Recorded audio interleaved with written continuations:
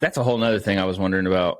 The Easter Bunny, like, where did that come from traditionally? Like, obviously, I know, like, the whole Easter's about, Jesus died. He rose again on the third day. There's Easter, Good Friday, all that stuff, right? But then where's, like, a rabbit and eggs coming into play? I know, like... I grew up going to church. Yeah, like same. I had a lot of experience, went to Sunday school, went to, like, the big cathedral, kind of graduated to that level. So I was a pretty elite kid in the church. And I remember there's a story. I was one of the top students in Sunday school. Elitist. And I was way better than everybody else. And I remember learning about how when Jesus rose, a bunny hopped out behind him and started tossing eggs into bushes. And he was like Jesus' hype man. And he was just like, let's go. He's like hopping around, like, you get an egg, and you get an egg, and you get an egg. The original Oprah. And then someone, the dyes in their clothes weren't very good back then. Yeah. And so someone fell in water just totally randomly. And then her clothes were like dripping on the eggs. Boom, from that painted eggs. She had her menstrual cycle on the eggs. It was Jesus' pet bunny and menstruation. No, it would be his, what is it nowadays? His support animal? It was Jesus' support animal.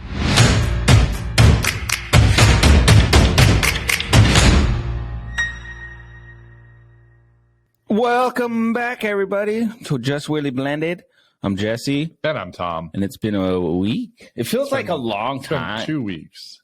Well, yeah. It's been 2 whole weeks since last time we were with you. Yeah, because we skipped last week. We did. Easter, the big Easter. Yeah. But Easter was very uneventful. It was. I don't know if that's true for everybody, but I know my whole family friend group, I didn't hear anybody doing it. I feel like that's how it was. Yeah. I feel like since I didn't do it, you didn't do it. That's how it is for everyone. COVID trained us all well. We just stay home. So the year before we had a pretty good Easter. We typically what we do every year is we do a pretty, decent sized Easter egg hunt at our house. Right. We'll have like 200 eggs or something. Right. Didn't do none of that. Mm-hmm. We ended up getting the kids after camping. We all went camping. We'll get into that here. But, we fucking got the Easter egg basket and all that shit. And then, got the kids their stuff. And then that was it. And then I remember texting Elena like, hey, how was your Easter? Did you guys egg hunt or anything? She's like, no. Did you guys? I'm like, nah. Right after that, because it was like around 8 o'clock. Yeah. I go in the room and Elisa's in there and she's making Easter eggs. She made about 16. Oh, okay. It's just for her, Cheeky and JJ to find. She hid them in the living room. Oh, okay. Because it was rainy and it was a shitty day, actually. Yeah, it wasn't real nice. All that entire week was just kind of gloomy and gross for the most part. Yeah, it was. We're all down and sad and depressed. After that day. For the weekend, yeah. Yeah. Oh, yeah, that weekend was, like, this weekend would have been a beautiful camping day. Yeah. Well, the afternoons were nice. But then, we had to drive hours to get things, and it was an eventful weekend. We'll share that whole story coming up. How was your Easter? My Easter was fine. I don't know how else to describe it. It was the same, huh? Yeah, we just kind of, so our kids, I feel like, don't ever really care when we do stuff. Which I know sounds bad, but it's like, you go out, you do all this stuff, and then they're just kind of like, whatever kind of attitude. That's what we think. So this year, I'm like, we're not going to go all out. Like, I bought them sorry, I didn't do anything. The Easter Bunny brought these 2 like Reese's bunnies. So they're like, they're good quality chocolate with Reese's Pieces peanut butter inside of them. Okay, and I hid those. The Easter Bunny hid those, and then I bought some Reese's Pieces eggs or whatever. Apparently, I love Reese's Pieces, and they are delicious. They're my favorite. So Rolos are mine, but Reese's Pieces. Rolos are pretty good too. But like the peanut butter stuff, Reese's. Reese's has some special peanut butter. Oh yeah. But Rolos is just so we just hid those. But then Elliot's like woke up super excited about the Easter Bunny and like. A basket. I'm like, when has this kid ever cared about a basket? Like, never in his life has he been like, oh, the Easter Bunny brings me a basket. I can't wait. It's never been that way. And then he's like, before he even knows what he's getting, he's like, the basket. And then I'm like, oh, okay. Like, well, we were camping, buddy, remember? So the Easter Bunny might not have thought that we needed a lot because he might have thought we weren't going to be here. I don't know. I don't know how that Easter Bunny thinks. Well, yeah, after camping, we like left to go do that because we started talking and, you know, we just like Elena was over here at your guys' house. Yeah. And then, you know, we just had the girls and JJ. And obviously Sadia's 20. Right. She didn't really care. Yeah, but, you know, it's something we've always done. So it was like we started talking. I was like, no, because I started feeling guilty. I'm like, let's just go. But then we went shopping way more than I was hoping that day. Like, I was trying to chill. Okay, let's go to Walmart. But then she's like, let's go to Burlington and this. Yeah. And I'm like, no, we're getting stuff for Easter, remember? All right, yeah. No, we did. We got like, right, but I mean, the girl, like I got Elena's. From Burlington, you got stuff for them for Easter? Yeah, we just, we got like one thing each. So they're Easter basket. We found these basket things. Mm-hmm. We never get like a traditional Easter. We get something they can use. Sure, right. I like that. Something useful. And so that's what I tried to do. But yeah, so we get that and we put. It was just like they each got like 2 little items and some candy. That was it. Right. Like we got Elena. See, that's slides. what I was going to do. I was going to get Elliot a basketball, and I was going to get Elena something. But then I'm like, okay, I always get her art stuff, so she's swimming in art stuff. Like, what else? I saw a manga book, but I'm like, I don't even know if she still likes this or if this is the type of manga she likes. And then by the end of it, I'm like, dude, like I'm not just gonna get him something to get him something. But then, Easter Day rolls around, they're like, oh, read my basket. Like, okay. I know. Elena didn't get her Easter basket until like the next day because that's when she came. Yeah. Like I was gonna try to give it to her that morning, Monday, because she came in the house real quick, but she was like grabbing her stuff. Right. But I had told her like, hey, don't forget your backpack's here. Yeah. Oh, right. You know. Right. Just so you know, because I'm trying not to do that thing where as a parent you try to like shelter your kid all the time. Yeah. Right. Like, oh, I got you. Right. Sometimes you got to give them that responsibility. Yeah, let them fail. Yeah. Mm-hmm. So that's what my moment was. Your backpack. Maybe you should let that people know. Right. And you know, I don't know if she did, but well, she did. She let me know at about 7:00 on Monday morning. Can we leave a few minutes early? I need to get my backpack. It's like, yeah, we can. I told her the day before. She's a typical preteen teenager. She's a teenager, yo. She's 13. She's 13. God, dang it. Okay, well, so she's a typical teenager. She doesn't think until it's that moment, and then she thinks about it. So, yeah, I think that's kids. That's kids how they operate. Yeah, and they just need a lot of time to figure it out. But no, the Easter Bunny shit. That's a whole nother thing I was wondering about. The Easter Bunny, like, where did that come from traditionally? Like, obviously, I know, like, the whole Easter's about, you know, Jesus died, he rose again on the 3rd day. There's Easter, Good Friday, all that stuff, right? But then where's like a rabbit and eggs coming into play? I know, you know, like I grew up going to church. Yeah, like same. You know, I had a lot of experience, went to Sunday school, went to like the big cathedral, you know, kind of graduated to that level. So I was a pretty elite kid in the church. And I remember there's a story. I was one of the top students in Sunday school. Elitist. And I was way better than everybody else. And I remember learning about how when Jesus rose, a bunny hopped out behind him and started tossing eggs into bushes. And he was like Jesus' hype man. And he was just like, let's go. He's like hopping around, like, you get an egg, and you get an egg, and you get an egg. The original Oprah. And then someone, you know, the dyes in their clothes weren't very good back then. Yeah. And so someone fell in water just randomly, totally randomly. You know, and then her clothes were like dripping on the eggs. Boom, from that painted moment eggs.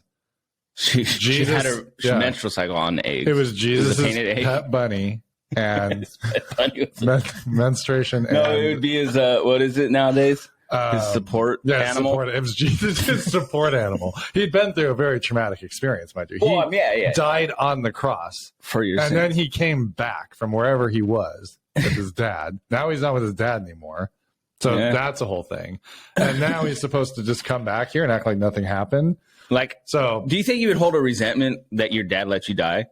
I mean, I know he was what like, were hey, Jesus' I got first this. words to God? Like, really? Like, there wasn't an easier way, Dad? Like, No, I need you to By the way, try. first of all, nice to meet you. For the first several years of my life, I thought Joseph was my dad. But Yeah. like, you have a lot of similarities to Jesus. Did you ever think about that? I did. Yeah, you both start with J's. Sorry, I was getting freaking hot. I know, it's a little warm. I need to drop. I was a carpenter. No, I'm just kidding. Yeah, I wasn't a carpenter. You could be. You're working on your kitchen. Yeah, you're a carpenter. Carpenter by identify. I identify as a carpenter. For now. I don't know. I don't know where the you had me going there for a minute. I'm like, okay, I'm ready, and you're like, yeah, in church. I'm like, I don't remember you telling me you went to church a lot, and then lead us to church. I was the best. Actually, I wasn't. I went to Sunday school. The reality is, I went to Sunday school one time, and I was a very shy kid, and I was tall, so they put me in the wrong age group, and I was too shy to say anything about it. So I sat there in like a very stupid panic the entire time. Like, I'm not supposed to be here. I'm not supposed to be here. It was their fault. It wasn't my fault. But I'm just sitting there as like probably a kindergartner or first grader, just totally freaked out because these kids are like second graders and I'm not. So I'm like an imposter. And I'm just like, don't ask me anything. I don't know. And then at the end of it, I was like, well, I'm never going back there. It was ridiculous. Dramatic. But we had the coolest playground at our church. We had a Noah's Ark that you could play on. We had all this stuff that was. Was it bust in half? Or anything? There was a lot of water was it around before the flood? No, it was like after the flood. It was like tilted and on the ground. Oh, was it? It like it got like beached. Yeah, and maybe it wasn't even Noah's Ark. Maybe it was just a ship, and we were just like Noah's Ark because we were cool Christian kids. Come on, we got to deliver. But yeah. So we had crosses that we can hang off of. we didn't have that, but no, it was a very cool church. I've driven by it a few times as an adult. What church was it? So at that time, it was the Cathedral of the Desert, which I thought was the best name. I like that one. That's kind of cool. But then they changed it into the Cathedral of Joy, which I get it because our pastor was all about joy and stuff. Which, apparently I missed the mark on that one. But okay. But he had this painting commission called The Laughing Jesus. He was on a commission? So he was on the commission. No. He had a commission. Somebody was going to come in and paint this thing. So you go to church on Sunday and this guy would just be up there really high on this huge. He's Michelangelo. Huge canvas. It's what it felt like as a kid, like from Tri-Cities. I was like, oh, this is kind of neat. And he's painting, and he did this painting like live through over weeks. Oh, that's cool. And it ended up being in the cathedral, like this huge. I don't know how was it Michael touching? It was. Yeah, it was the two fingers. No, it was Jesus' face, and he was like laughing really hard. And the whole idea was to our pastor that was the Jesus, because he'd grown up, from what I understood, in a very fire and brimstone sort of upbringing. Oh yeah. Of like, no matter what you do, you're going to go to hell, that kind of thing. Yeah. And his views are much more. Jesus is loving. He's happy. He wants you to find peace, happiness, all these things that, life is kind of a journey towards your best self sort of a thing. Yeah. And everything's not going to be perfect. Right. Like, forgiveness, that kind of thing. You're not going to go to hell for everything. And just happiness, joy, like finding joy in every moment of life. And I suck at, but he at least tried to teach. But you find moments of joy in that life. What I mean? I mean, I remember the pastor, and he was he was almost like a Dumbledore of real life. He was an older guy, but he just. Did he have a big beard? He did not. He had no facial hair, but his name was Dr. Dale White. And he just had he had he was black actually, but no. He was white. I mean, this was Tri-Cities 30 years ago. I was everybody was white. But I was gonna say no. But he just had kind of a grandfatherly feel to him, and that's cool. He wore the makes you comfortable. Yeah, I mean, he was like genuine. He wasn't. See, that's what I like about our pastor when I grew up in going to church. Yeah, it wasn't all about him. It was really about the message. At least that's my perception of it as like a 7-year-old. But he would always stand up there and like it kind of looked more like a college sort of. Like almost like a master's or a doctorate or something. Oh, okay. Like he had like the thing that hung down, whatever you call it. Oh, so he wore the robe. Yeah, like real robe he would wear. And so was it Catholic or no? It was a what is it called? Non-commissioned hit. Non-commissioned it was I want to go to a mafia church. non-denominational is what they call it. Oh, okay. That'd be the Catholic Church. Yeah. True. So they took things from Catholicism, from a little bit of everything. A little bit of everything. It was really, that's I think what maybe jaded me towards like real super strong polarizing opinions of religion. It was, in my view, more of just about the message, about Jesus, about the idea of the positive side of the not Bible. Not the like, you better act like I want you to or you're going to go to hell kind of a thing. Like, oh, well, nope. You love a man and you're a man? Yeah, going to hell. Yeah, I mean, there was none of that I knew. I mean, maybe there was in adult circles, but that's from my church. My knowledge, like that. It wasn't. It was honestly more about my message. Learning what I would learn would be more like, right or wrong, it doesn't matter. You treat them with respect. Yeah, it sounds more motivation. It's kind of the thing. Like, it's not our job to judge. It's not our position. Yeah. Like, let he who is without sin cast first stone. Am I right? Yeah. So, it's like, I don't know. I really appreciate that upbringing. And I've gone by the church and I'd look and I'm like, just like, I mean, they made a lot of money. Don't get me wrong. Like any church, they made a lot of money. Like, it's a very nice campus, and it's truly a church campus. I mean, there's like multiple buildings. My church was on a basketball court. Yeah. In a community center. See, and I kind of like that. Honestly, ours was like that. So it was like, if I say 60, that's really pushing the amount of people. Yeah. Oh, ours was huge. Ours was at most, I want to say 30, 40. We had, I don't know. My youth group, there was 8 of us. We probably had I would guess 200 people in a service. Oh, yeah, I mean, it was my big. uncle went to this huge church that actually would, they'd be on like a radio. Like a mega church? Yeah, they were huge. Yeah, we were nowhere near that. It's just big for a church. It was a few thousand. It wasn't like the mega, like Joel Osteen. They build a coliseum. Is it Osteen? Joel Osteen, yeah. Oh, Ovaltine. That's what I was thinking. Ovaltine. Joel Ovaltine. Yeah, he comes from a very wealthy family. Yeah, they love milk. They love chocolate milk a lot. That's their favorite.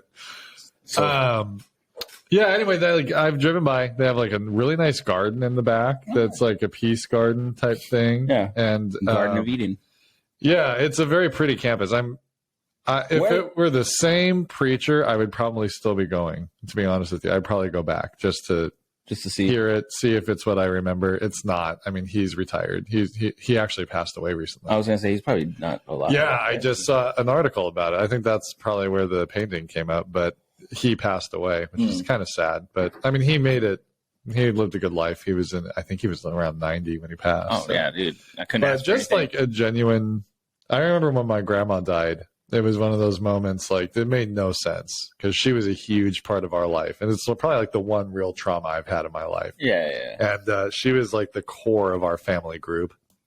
And she died when I was in 4th grade. And at that point we were, we went to church every Sunday and all that. And I remember just feeling like, why? Yeah. God and all this, like, why did he have to take her? Like, what does this have to do with anything? Yeah. Like you took my grandma trying to find away. like understanding. Trying to understand it and put meaning to it or make any sense of it at all. And I went in, and at first it's so weird. It's like if you've had somebody really close to you die, especially when you're a kid, you're still a kid. So you have moments of like levity and where you're not connecting to the situation, and then moments where it just hits you and pulls you down so fast. And I remember when we first got to the church, we were down, I think we were in his office, or we were down in some like area of the church that you don't usually go to. And there was like a tray of cookies. So of course, it was like, oh, cookies. And we were kidding it up. And he came in and it got slapped him out of your hand. Yeah. He like bitch slapped me. No, nothing like that. It was just kidding. He came in and the mood changed because it's like, okay, the adults are like sad and like obviously we're moving into like her funeral. And I remember like he was there, and I don't know if he approached all of us as individuals or if like there's just a moment you could approach him or what, but I was fine. And then I went up to him and I think I started to cry, and I said, why did God have to take her? And he kind of got teary-eyed and he said, I don't know. Well, I mean, how do you answer that? I mean, but it was such a it's the way he answered it. It wasn't. It was an authentic moment of human compassion and feeling. Like, yeah, it was. Because he knew my grandma. Like, my grandma had been a parishioner of his, I think, from like the beginning. When he was first in like downtown Kennewick, one of those tiny Methodist churches. He was the preacher there. Okay. Before starting his own, and it was just a very authentic. It was the perfect answer for me in that moment, because it's like. He wasn't trying to sell me on some bigger thing. He wasn't trying to be a preacher all the time. But he was just making the case. Not everything always makes sense. Yeah. No, that's true though. And it was a moment of just like love and compassion, I felt. And, I walked away from that. It's such an odd thing. Maybe he just really didn't know what to say. I don't know. But he just had that way about him. He always said things the right way. Huh. Well, good preacher. Rest in peace. The world needs more preachers like that. My pastor was pretty cool like that. Yeah. He wasn't always like.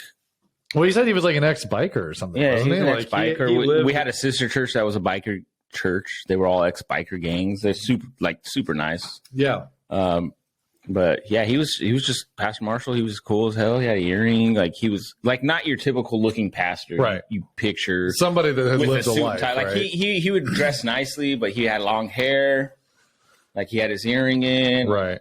He was like a black belt in fucking like karate or something like that. Serious. Like, he did like a demonstration. Huh. I wonder where he's at now. Do you know anything about him? Honestly, I don't know if he's retired or not, or if he's alive or not. But he wasn't really. I remember he wasn't like super old when I was going to church. And I remember when my mom kicked me out. Like, I was living with my friend, and she was trying to get me to come home, and I'm like, no, I don't think so right now. Like, I don't think that's good for me right now. Yeah, I'm not coming. And then she had the pastor reach out to me, and he's like, hey, Jesse, you got time for like us to talk? And I always respected him. I'm like, yeah, we can talk. And he was talking to me in the car, and just, I don't remember exactly what he was talking about. Yeah. Yeah, he put his hand on my leg. And no, I'm just kidding. I was gonna make the same joke about it's not my place. No, but no, he was super cool though. But like, he was, how many stories sadly do go that way? Oh, though? So many. My God, I know. But like, he was trying to encourage me to go home. He did not put his hand on your leg. He was not like that. So him and his wife were just the sweetest people. Are you kidding me? Yeah. All right, yeah. But he was like giving you advice on what to like, do. Hey, you should probably move back, and then this, and I'm like, I love you, I respect what you're telling me, right? But I'm not gonna move back. Yeah. Like, I'm sorry, it's just. Do you think you made the right choice? Me, yeah. Like, I didn't like. You I know my mom. By it. That's good. My mom kicked me out. Yeah. Over something, But she wanted you to come back. But then, like, later on, she was shocked when she came home and my shit was gone. Like she said, I want your stuff out before I get home. And you did it. I'm like, all right. Yeah. Man of your word. So my this girl that I knew, I was like, hey, I think her name was Stacy. I was like, you think you can like take me to my house? My mom kicked me out. Like, I just needed. And she's like, yeah. She's super sweet, and she did that. So shout out to her for that. Yeah. But she I took my stuff. I took it to my friend Mike, and I lived with them for almost the rest of that school year. It was like my senior year. And then like they had to, obviously I could help with what I could. Right. But, bills pile up. And so I had to, they had to kick me out. Right. But they weren't doing it in like, not to be mean. They just we can't afford this, right. Which I understood, they didn't live in a house. It was more of like a duplex, I guess. Gotcha. Yeah. So I was like, so then I moved back home. Gotcha. But yeah, no, I was like, no, fuck that. I don't want to, I didn't tell him that, but he was really, but he was always just super down to earth, super cool. Like, yeah. Like I enjoyed going to that church. And so I hadn't gone to church since. Right. Because I'm going to expect that. I don't want this. See, it's tough. Fire brimstone or this preaching. Like, I don't for 10% of your check. Right. Which is the tithes and offerings. That's a lot of money, man. I have to give 10% already to the government. What are you talking about? More than 10%. It's a very tricky thing. Like, I don't know how I feel about my choices with, you have kids. I grew up with the experience of going to church. See, I kind of want to I'm not a super churchy person. That's the thing. It's like there are people that are, that's like their core in their life. And I respect that. I appreciate that. Yeah. It's not. Oh, for sure. Maybe it should be who I am. I don't know. Let me tell you a story. I feel a little bad. I had a very big chip on my shoulder at one time against churches as a whole. Oh, yeah, for sure. Same. I had a few experiences which weren't horrible. They weren't even really that personal. It's just like, with a church itself, but just people. Well, some of the beliefs in church. I don't like what American church is doing right now as far as, like the extreme anger towards people or. Yeah, because, and we've talked about this before. We have. But we won't get really too into it. But, like gays and stuff saying like, that's wrong or that. And, there's certain like that, bashing other religions. Right. Like that part of church, which granted my church didn't do that. There was people in the church that I'm sure did that, but like it was never like that part of. But the leadership of the church. Yeah, it was never like, they never said anything. It's wrong. Right. I don't think that ever came up. And if it did, I don't remember. I don't like the political action of churches. You know what I mean? I don't like them getting into politics and into like pushing an agenda. And I'm here because I need to feel better about. Right. Like I'm a type of person. I need it to be uplifting and on the positive side. I'm already thinking all the negative stuff. Like I need politics, please. I hate politics. Seriously. I know. Like I don't need that in my life, but I feel a responsibility in the sense that like I don't want to go to church. I hate to admit it, but I don't. No, there's nothing wrong. But it's a question, I guess, because there's a lot of people I think like me. I mean, you're, I think, in the same boat where you grew up with some kind of foundation in it. Something happens, you kind of get turned off to the whole thing. Yeah. And I had a chip on my shoulder when the kids are born, so I didn't expose them at all. And now I have kids that vaguely understand it, but they don't know it the way I learned it. I had the opportunity to learn it and decide for myself. I feel like I've deprived my kids of that. See, I was forced.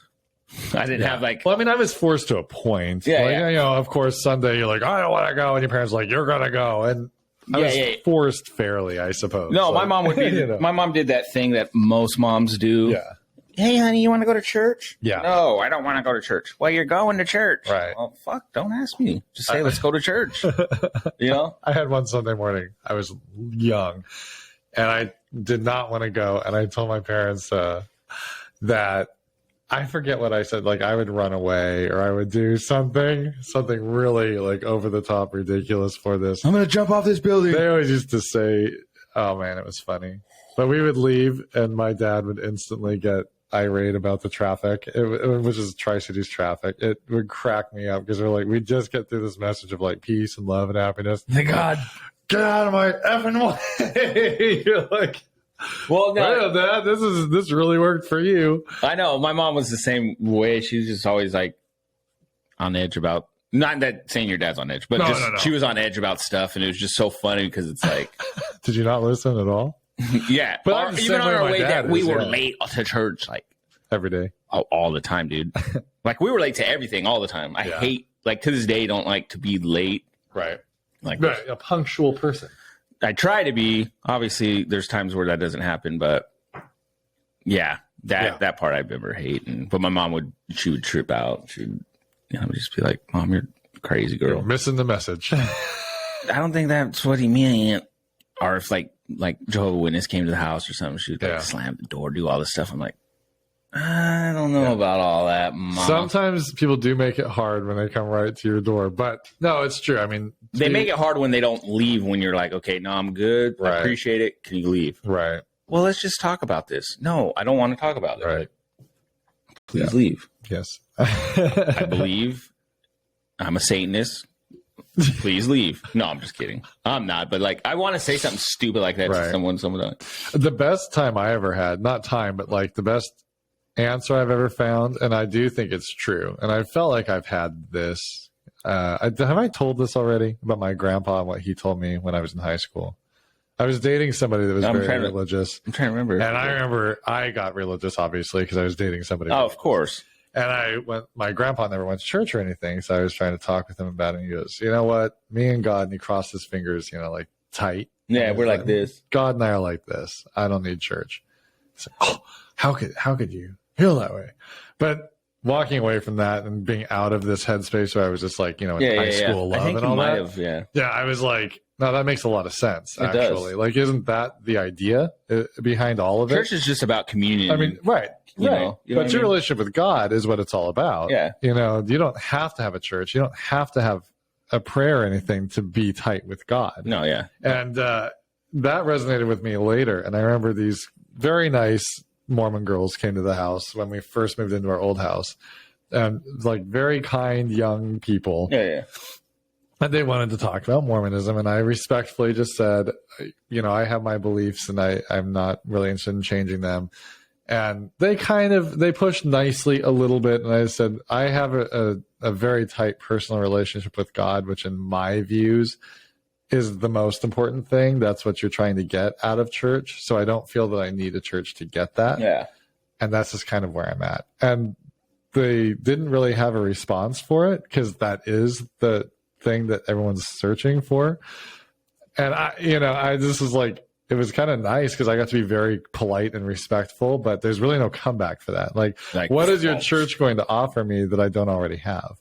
Yeah. And like, do you guys have a 401k? Yeah. I mean, like if you have some benefits, we can discuss. My medical sucks a little bit. And I don't know. Like, again, they're very nice, polite people, and they were young. I'm like, I don't want to be rude to like kids. Get the fuck out of my, get off my lawn. And it's gutsy. I told them like, this is a very gutsy thing. Dude. Like I can't imagine going to someone's house and trying to like tell them this kind of stuff. So when I was in youth group, there was a time there, like I said, there was only like 6 to 8 of us, very small, probably the smallest youth group ever. No, but no, there's about 6 to 8. Were you the elite child? Yeah, I was the elitist, most best, probably the greatest scripture reader of all time. You were the Donald Trump of that school. I was tremendous. I was a tremendous scripture reader. The best scriptures. I probably memorized the whole Bible once. Nice. Or twice. I wrote the Bible, frankly. I wrote it. The book of John? Yeah, you're welcome. No, the freaking but we had it we did one where we had to go to houses. Oh. And I hated. I couldn't do it. I had to do it a couple times and I was like, no, I can't do this. Yeah. Like I don't like going door to door. To this day, I'm not going to do that. I'm not a converter, and I never would be. I'm not a salesman who feel like this is, I guess, where I diverge from what Christianity would teach that you need to be. Like, I don't believe this. Probably makes me not really a Christian, I guess. Like, I don't believe that you have to accept one version of God to have a heaven or to have like. Well, yeah, I think that's just any religion. I believe, like, my personal take, like. There's no way for me. I've had this conversation with people before. Like, there's no way for me to somewhere inside not believe in Jesus because I was raised in it. Yeah, for sure. There's a huge consequence for not believing in Jesus. So even if I'm like question it, even if I I mean, it sounds like a pretty out there story. There's a part of me that will always believe it inside. Well, yeah, for sure, because it's not a logic based thing. I can't logic it. It's. I mean, thinking about the consequence of not believing, it's like, well, that kind of sounds scary. That's exactly it. It's inside of you. But do I believe that somebody that believes in Hinduism from the time that they're a baby is going to hell for it? No. And to me, that's not the way I was taught that God would be.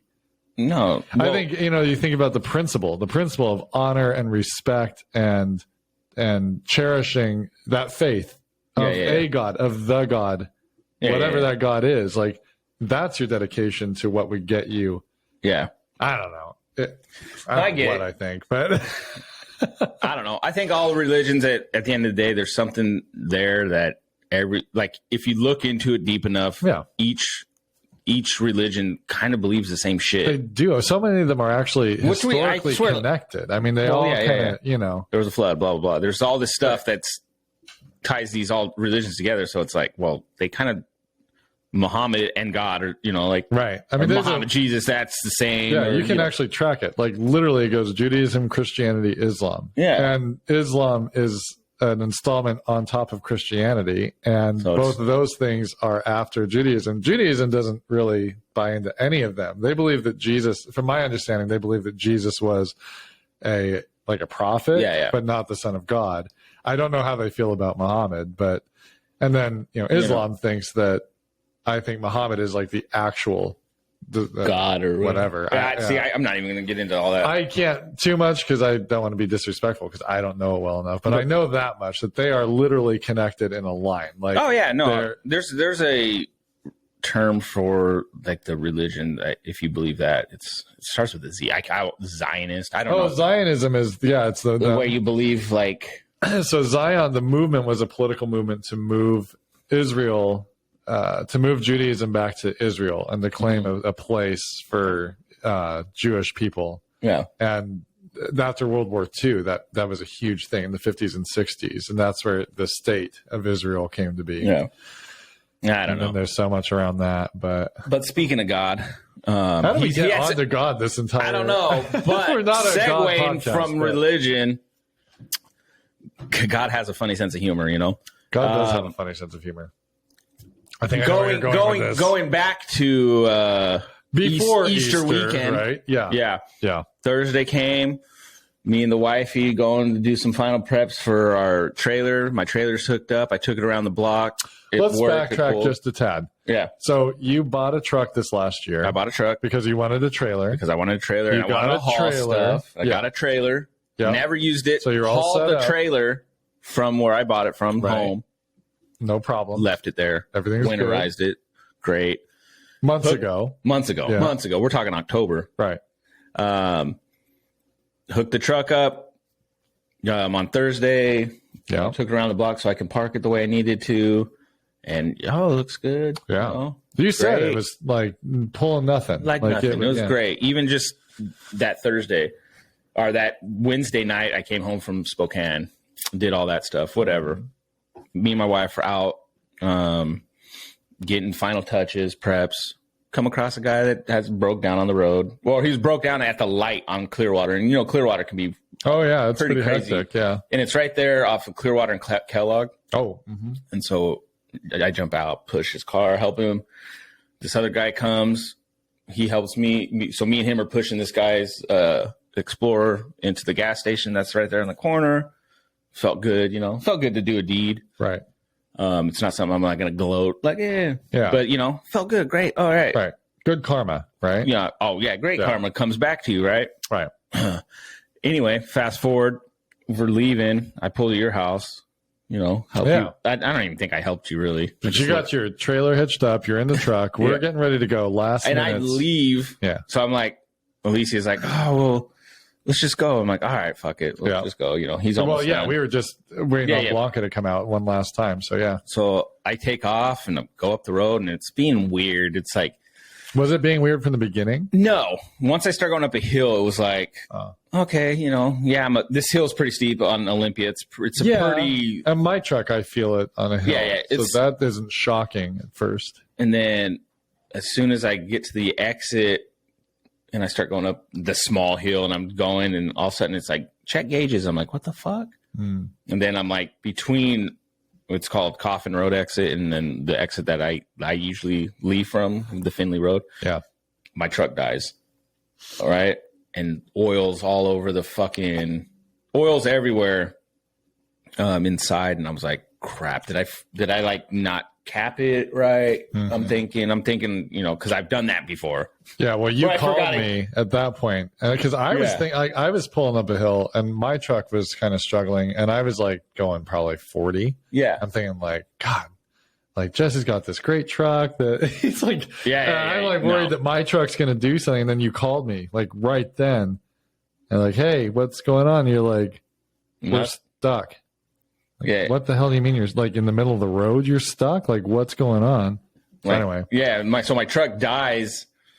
I get out, check the motor, and there's oil all out. And I was like, fuck. So we called one of my daughters. She's 20. So she comes and brings us a quart of oil or a big old thing of oil because I had none. Right. We'd pulled up behind you. I fill that up and then I fire it up and it just knocks. You can hear it, like it's not trying to start. You heard it. And then I drove up a little bit with the truck just to see if maybe I can just drive this home because there's no way I'm pulling this trailer now. Yeah, we had unhitched the trailer. Yeah, we had unhitched it. Yep. And then it's knocking as I'm driving. I'm like, fuck. So we pull that home. Yeah, with your car. With you my guys car. towed Yeah, it yeah. home. Yeah. Luckily, Sadia brought.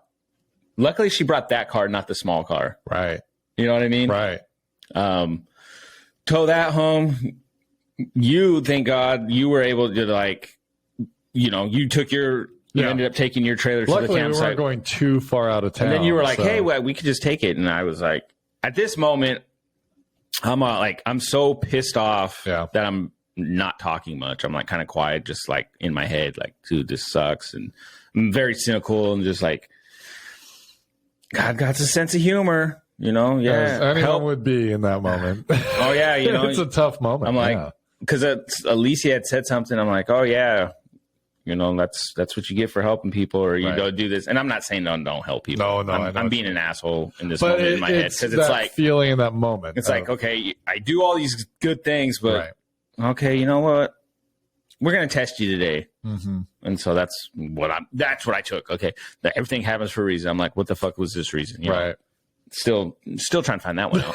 I think the other thing is I didn't drink that weekend because of it. I guess that was my test. So I was telling you, remember, I was like, maybe I'll go home and my truck will start and the knocking won't be there. Yeah. No, it started. The knocking's still there. Yeah. But then it dies. When I start it, it'll run for a second and stuff. But no, I appreciated you being able to like take the trailer to the campsite to actually like do that. Cause I was like, Alicia goes, well, what do you want to do? I go, honestly, I don't want to fucking do anything. I don't want to go. Like, I don't want to go anywhere. I just want to. Well, it just ruins everything. It's a big deal. I was like, no, after that, get home. I was like, no, I think I'm just going to have him take it here. And I'm not going. Fuck that. Like, like this is stupid. Like, whatever. I was just feeling sorry for myself. And then, but luckily the wife she's seen that I was upset and she's like, no, we're going to go.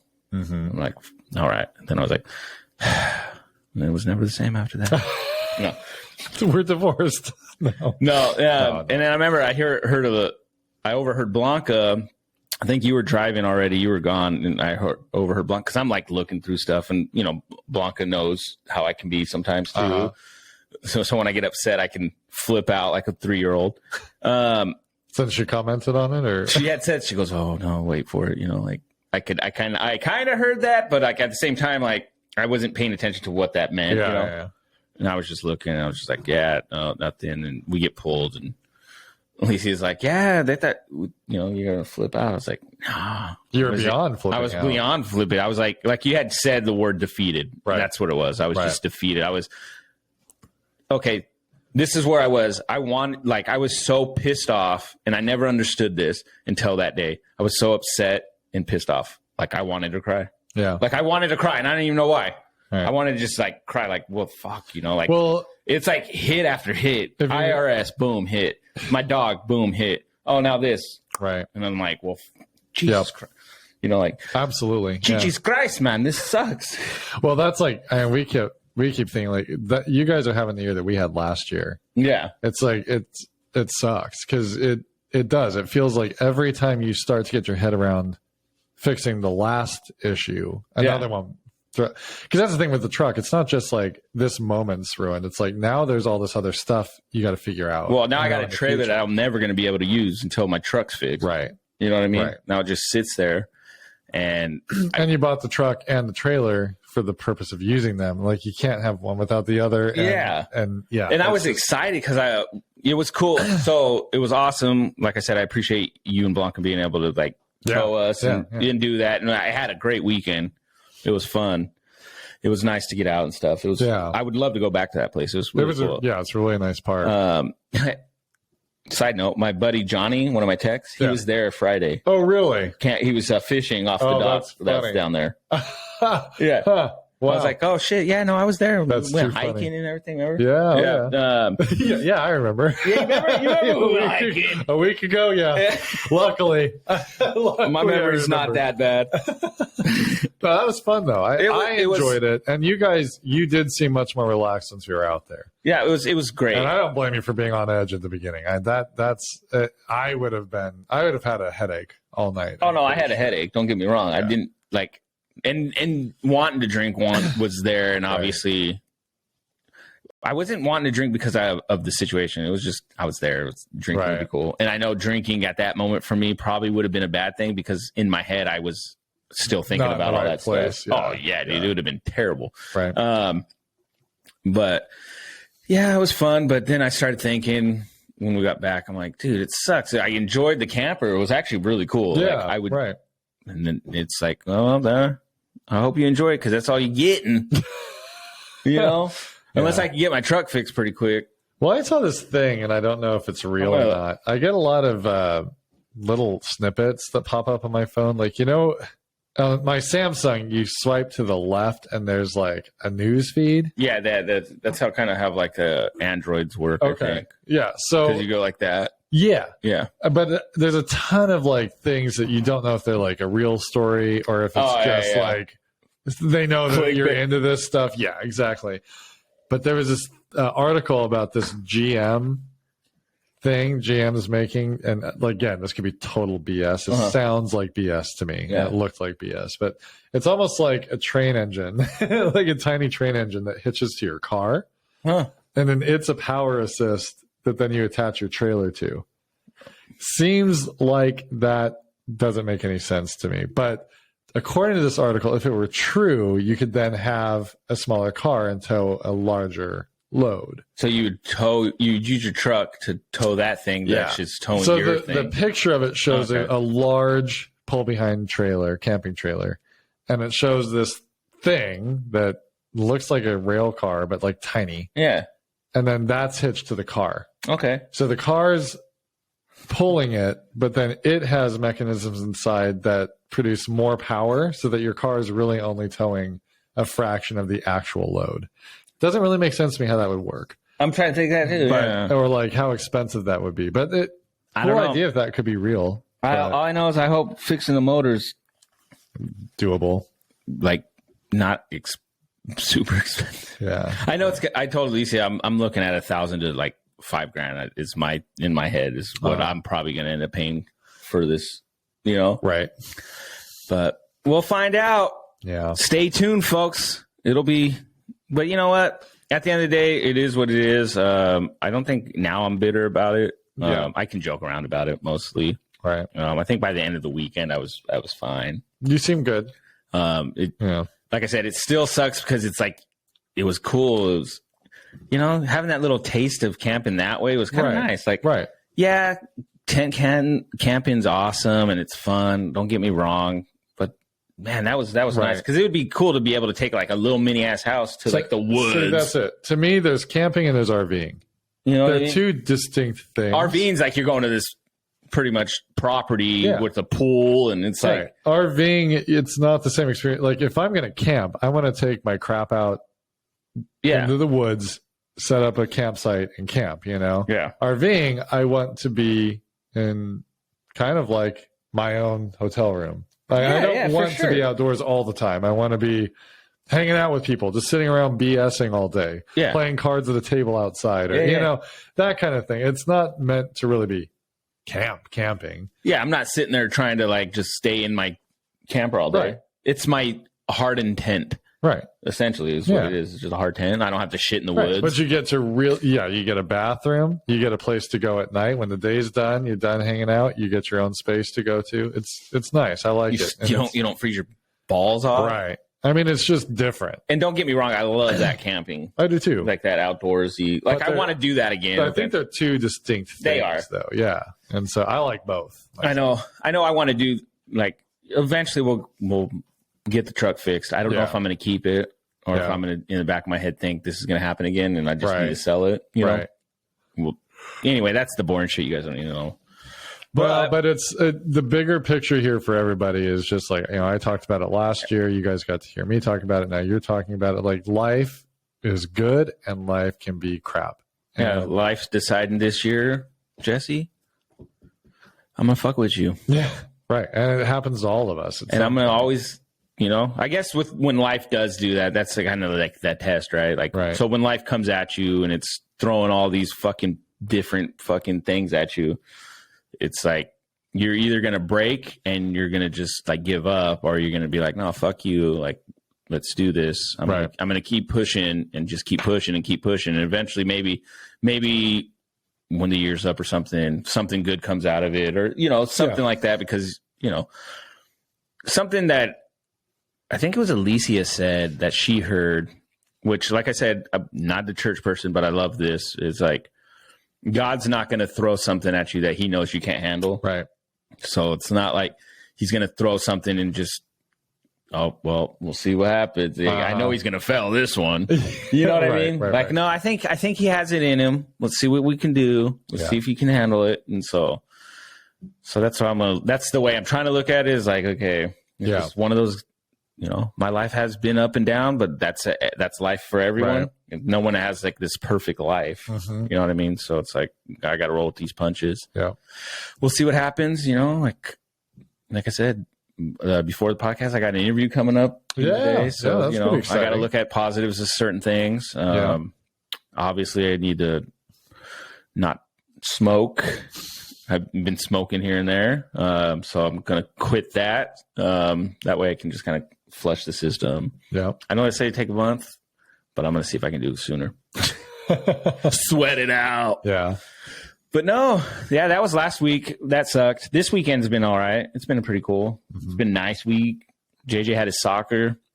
This is where I'm going to roll in with this. So there was this awkward moment. We're at the soccer game with JJ. And I see one of my technicians, which he doesn't have kids. And his wife, they don't have a kid, right? They have a dog. They don't want kids. Oh, so they were taking the dog to the park? They were there. No, so it was at that church. It was right behind that church. Off 27. Yeah. Mm-hmm. They have a huge field. It's tremendous. The biggest field in the Tri-Cities. Best place. It's probably the greatest soccer field ever. Right off the highway. You smell exhaust and everything. Yeah.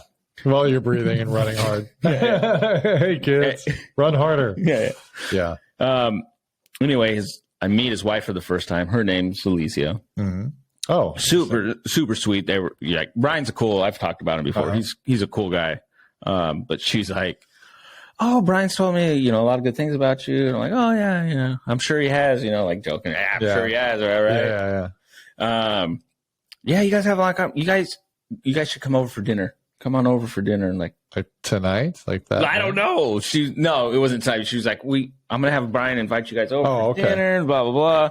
But he's looking like, and I'm at this moment like, that's a little weird, like, not that it's weird to have dinner with them, but like, it's just, I'm not like, I've never had that situation. Yeah, sure. And I think he's the same way. Like, I think he had that same, like, whoa. You're getting a little too, friendly here. Yeah. He's a nice guy, but dinner? This isn't 1954. Yeah. So that was like one of that was such an awkward moment. Yeah. But it was cool. She's just being really nice. She's a friendly person, and you got two guys that aren't friendly. Yeah, well, Brian, we're friendly, but it was at the same time, it's just such a weird, like, okay. Yeah. But, well. I'm not ready for that. He wasn't ready. Yeah, no, I was not ready for that. Yeah. It's too much commitment. But that was so awkward. Yeah. But, yeah, it made me laugh. Yeah. It made me laugh in my head thinking about it, like, what the hell? Yeah. Such a weird thing. Yeah. Oh, let's do dinner. Come on over. All right. Man, that's funny. Well, the weather's getting nicer. We're getting the sun coming out a little bit more. Hell yeah. That helps me with my mood. Oh, dude. A lot. So. Like, I got stuff for, like, my irrigation. Like, I'm ready to do lawn stuff. Yeah.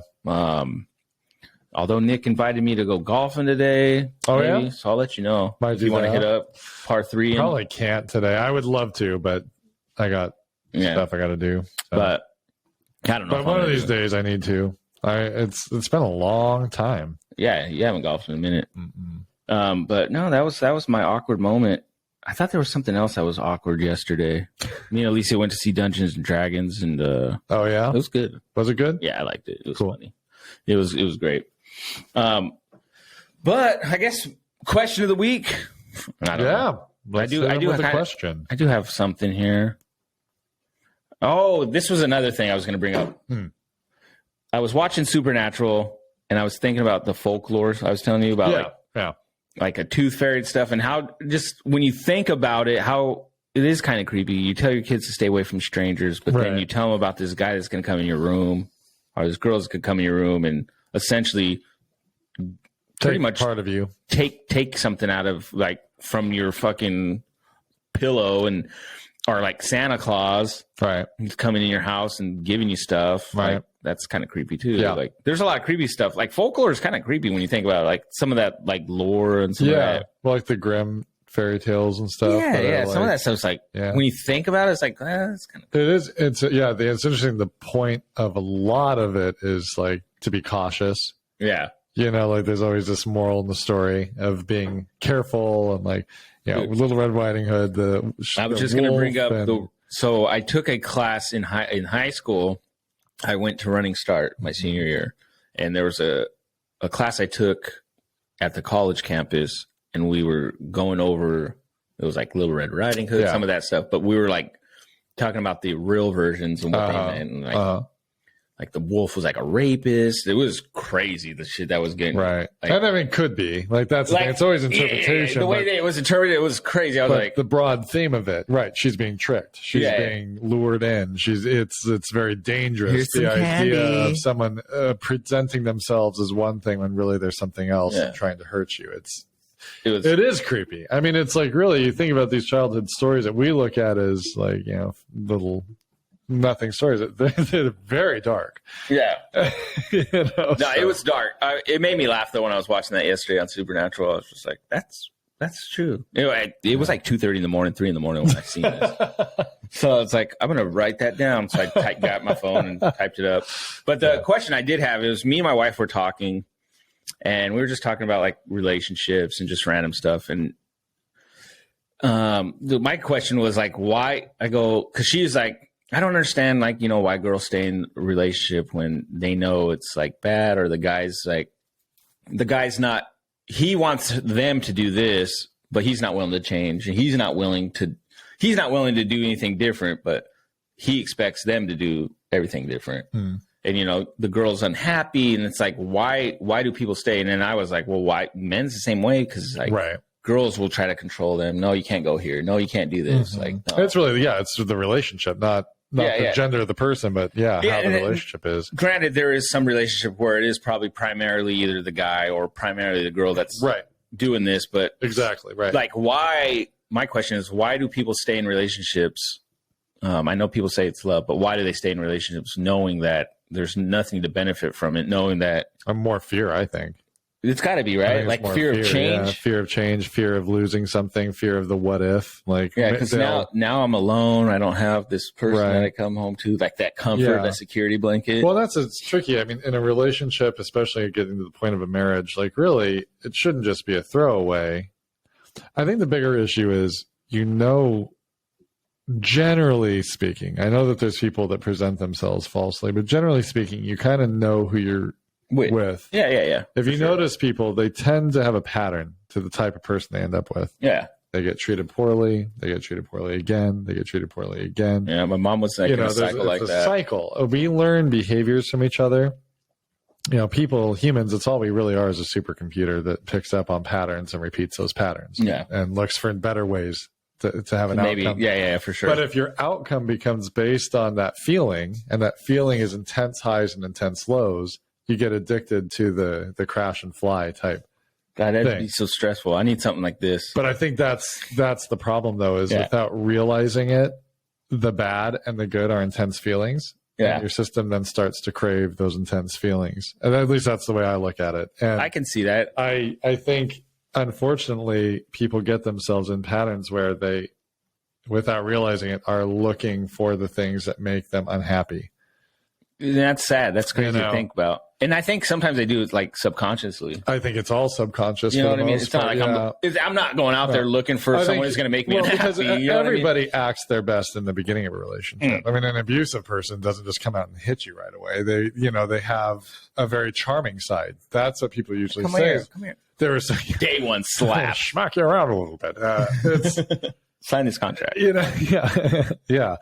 I mean, there's definitely everybody's on their best behavior at the beginning of a relationship because you're afraid that they're not going to like you, or like, you know, you always have to be careful, and you're in a different headspace in the beginning of a relationship. Where you're courting this lady, or, you know, when you know each other, you live together. When you're together every day, you know each other. You're not in that same headspace. Now you're, you know, you're your full self or whatever.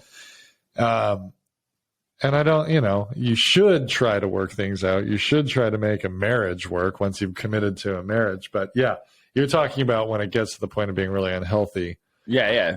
Do you think that people see it in the same depth? You know, like you can feel it, but there's still tied in these feelings of love, these feelings of I think there's still those feelings like, you know, this person's probably not good for you, but you still care about them. You still, you know, you love them in a sense. You might not be like all madly in love with them, but you still care about them, and you don't want to lose that. You know, you feel like you're maybe betraying them, I guess, in a sense. You know, Blanca and I, we've been watching this show. It was just so funny because I hate these types of shows, but this one I can handle. It's not too over the top. Have you ever heard of Love is Blind on Netflix? Oh, yeah. It's kind of like a game show type thing where I haven't watched it, but I know what show you're talking about. There's aspects of it I like where I'm like, I can handle this as a reality TV thing. Because like the whole premise theoretically is you fall in love with somebody before ever seeing them. So I'm like, on that side, I think there's legitimacy to that concept. I do have issues when they start introducing things to try to get drama and stuff, which they do quite a bit. Well, they got to make it. They got to make it TV. I don't like that part, but it's interesting to watch other people, and I know it's like edited to tell a story, so I don't know how much I believe of what we're being told, but probably but to take it at face value, it's interesting to watch people and how they interact and the things that they tell themselves are the behaviors of individual people in these scenarios where you can tell one person's not really in it and one person is, and you can watch and you can really identify what's happening and what that person should do. Yeah. It's very easy to see what somebody else should do. You just never see it for yourself. Imagine yourself in those same shoes. You desperately love somebody. You want them to love you back. You're telling yourself things to get that to be the reality. Or, you know, it's really easy to lie to yourself and to trick yourself. And the stakes are high when it's you. And, you know, you're protecting yourself in the sense of you're admitting if you walk away that you screwed up, you were with the wrong person, you wasted years of your life. There's so much in it. It's like all that time, and this is what this is the way we ended up. I invested. Right. Like you said, I invested years. All those people that said he was trash now, and like I'm agreeing, and I was wrong all that time, and like I guess that's sometimes too where you'll find who your friends are too. When you if you do come to that point where you're like come to that realization that this is a shitty relationship. You know, you'll find out who the friends are who are like, I mentioned it, but I let you live your life. Right. You know, you need anything, I'm still here for you. Right. But then you got those over, and I told you, you know, don't come fucking talking to me if you want to, you know, you got friends like that, you know, which I don't consider would be a good friend, obviously. They need to change their outlook on a little bit to be a little more I mean, I myself have been in situations where it's like, you know, I shouldn't be in this relationship, but I felt a certain type of like responsibility, like I needed to be there. Right. Like before I met Blanca, I was in a relationship, and there was a lot of issues, not with us, but just in the living situation, just in general. There's many times where I could have just been like, nah, I'm good. Yeah. Like I'm out. Yeah. Right. I'm going back home. I don't want to fucking deal with this. Right. You know, this ain't my family. Like this ain't my drama. But then like I'm with this girl that I care about and stuff. Right. So I'm like, well, no, I don't want to leave her to this situation. Right. Let me just endure it with her. And so, but when you're young, I mean, you know, that's a tough thing. You can't stay forever. Yeah, I was like 20, but but that's still pretty young. Yeah. Right? No, yeah. For relationships. Yeah. I always had longer term relationships. I had 2 serious girlfriends. Yeah, and this one's a serious longer, one. Yeah. Right. And then I had a period where I was dating a little bit, but I know myself. Like if I'm nice to a fault sometimes in the sense of like, if it gets awkward, I'll have a really hard time getting out. Yeah. You know, like in for that sure. sense. So like, I have never really been as attracted to white girls, but I went on some dates with some white girls. Like, you know, first like, oh, you're nice or whatever. And, but I remember the moment I would start to feel like this is, for whatever it is, this isn't right. I had to like end it then because like I knew if I don't end it right now, I'm going to accidentally lead this person on and a bad thing because I will. It just is too much. Like I don't like to hurt people. Well, and I think that's what it is. It's like, yeah, I mean, because like breaking up's really hard, right? It is hard. It's a very hard thing. I've had to do that. Or break up, or I'll do something so they break up with me. Yeah. Luckily, this I wasn't in that relationship. I was dating, but it's like, it's hard. It's still hard and awkward. Most of my relationships I've had a lot of long-term relations, not a lot of long-terms, but like traditionally I do the same long-term. Mm-hmm. Although there's been times where I haven't been as like, I need to end it, even though I probably should. But there's been a couple situations where like the girl, I could see that she wanted something different. Yeah. That I was willing to give at that time in my life. But I had a lot of respect for her, and I like, it's not like we weren't like in this relationship where I like cared about her and like we were in love. We had dated a few times, but I could see she was a good woman. Yeah, right. She deserved more than what I could give her. Yeah. So like, instead of making it just a physical thing, I was just like, all right, we got to like, right. I don't think it's fair to you for me to keep pushing, Yeah. It's not fair because I'm not at a point in my life where I want to settle down. You're at a point where you do. I don't think that's going to work. Or maybe later in life when I'm in that situation and we cross paths. Yeah.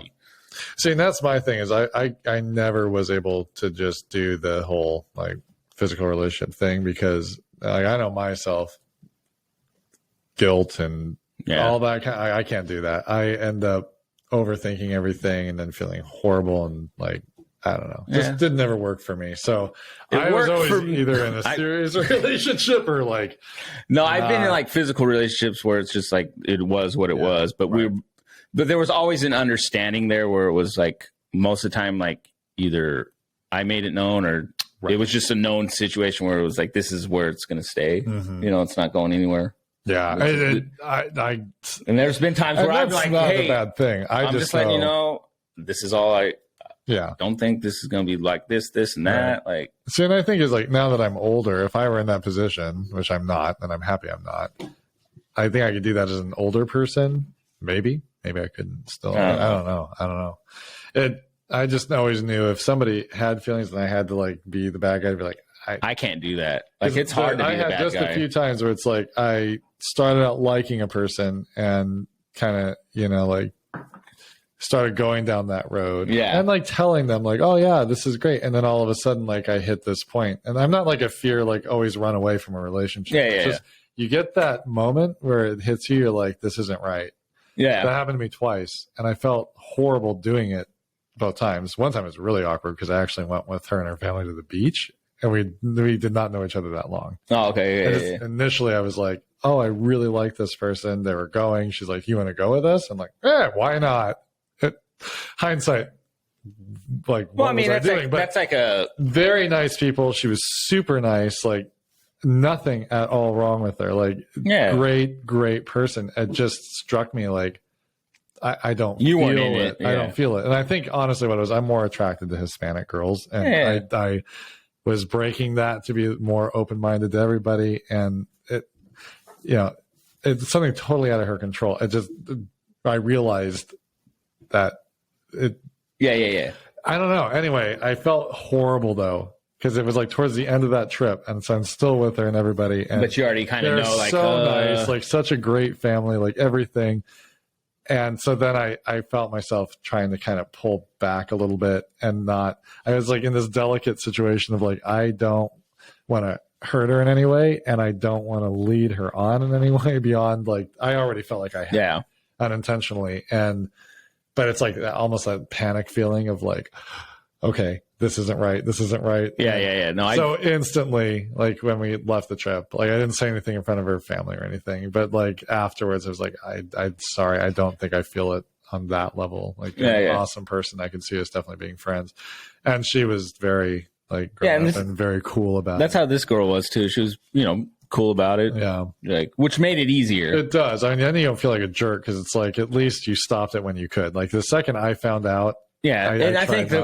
I think one thing too is just when you're in those situations, you're not a jerk. Yeah, you know what I mean? So, to be, yeah. Well, I mean, you're not a jerk in the sense like they know you're not like this asshole, right? You know, because girls can sense that shit. Yeah, right. And so if you're like straight up honest with them, usually it'll come back the same way. Yeah, they're just, right. Oh no, yeah, I understand. You know, like thank you. Yeah, exactly. And I don't know. That's where you get in trouble. And I don't think no, Tom, you're the best. You know, like you're the best at it. It's just like no, you're just so amazing, Tom. I'm like I know.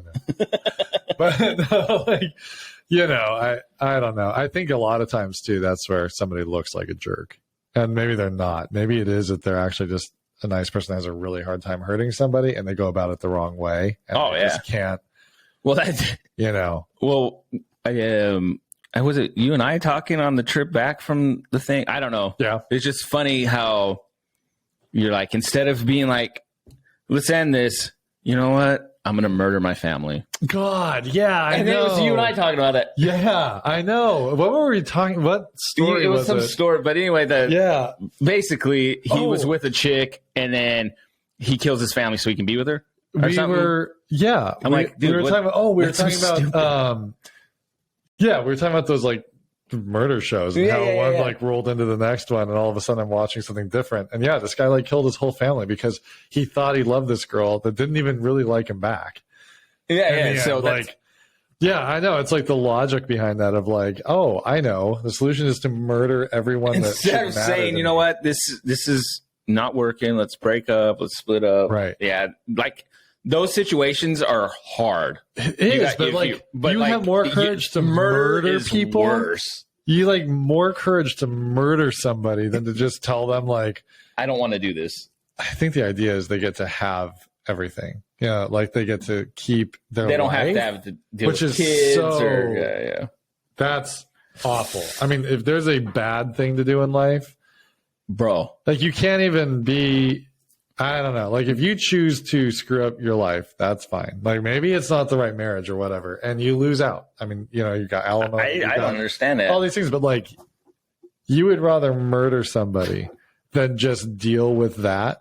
Well, so I mean, me and Alicia watched the show yesterday. I don't know. We could probably end here or whatnot, but like, we were watching a show, and they're trying to figure out who done it. who? Yeah. Well, no, this guy essentially they ruled it. They didn't know it was undetermined, but they said suicide. Right, the gunshot. But it was weird because his gunshot was like here. Maybe I've seen this. Yeah. You know, like you'd be pointing at your chest. Yeah, it was something. But it turned out it was like the chick he was with, you know, murdered him pretty much because he was like wanting to break up with her. But she was very controlling in the sense, and then this kind of where it ties into this is she was controlling where it was like, he had a friend that was a girl they were just friends. Mm-hmm. She was married to his best friend. So there wasn't like this romantic connection. They were just friends. Right. They, you know, they all had dinner together or whatever. And she, you know, the friend hugged him and just like, oh, hey, how you doing? Whatever. Yeah. Well, the girlfriend of that guy was like, called her and was like, no, you don't need to be up on my man. Mm-hmm. And like made a big thing. And like, this girl is crazy. Like super jealous, like over the top, but this guy kept staying in it, you know? Right. Like, and then when he finally comes to realize like, damn, she's keeping me from my family. She's like, she needed passwords to all his accounts. She made him get rid of any girl that was on his Facebook. He had to get rid of all that. Mm-hmm. She had access to that stuff. Like, instead of just being like red flag automatic for me anyway, I'd be like, nah, I'm good. You know, like, right. He was just like, oh, we can make this work. And, you know, he ends up dying. She didn't ever went to jail for it. That's what's crazy. Like they won a lawsuit, like a civil case lawsuit, but they never took it to like a trial. And one of the jurors they interviewed was like, I don't know why they didn't. Like she would have got convicted, you know, like the evidence is there. Interesting. Because the way he would have shot himself, you're like, come on, who's going to kill themselves that way? Right. Instead of just like, he was like super into guns, knew all about gun safety, knew all that stuff. And like they're finding clips in like drawers. It was crazy. It was so they didn't think that he would. There was like no chance that he would have killed himself. They're like, there's no, you know, Yeah, especially. I'm curious who because there's been a few stories. So they found her. They found her guilty. Do you know what her name was? No, Because it was like the Jodi Sandra? Arias girl that No, I it think wasn't her. Stabbed the guy several times. No, this was she was like a Hispanic chick. Yeah. Yeah, I don't remember her name. Yeah. It was like not Sandra. But anyway, it was on like one of the Dateline shows. Oh yeah, So those are good. We it's watched so good. we watched one last night, 2020, I think it was. Oh, dude, love it. Yeah. Lester. Lester Oh, there. Lester Holt. Yeah, This is Dateline. this is Diane Sawyer. It's good to hear her voice again. Yeah, she's got a. It takes me back a few years. Is she the one that has the speech? Or is that Barbara? No, that's Barbara Walters. Oh, Barbara Walters. She has the old way of talking. Barbara Walters. Didn't she pass? Barbara Walters? Maybe. I think she might have passed, but I hope she didn't. She's amazing for years and years and years. If she did, R.I.P. If she didn't, I Yeah, hope you're having a good life. right. To Barbara Walters. Anyway, that's all we got. All right. It's been a good week. It has. Another fast one coming up. We're It is. rolling into spring, getting closer to May. God, I can't wait. April's good. May's better.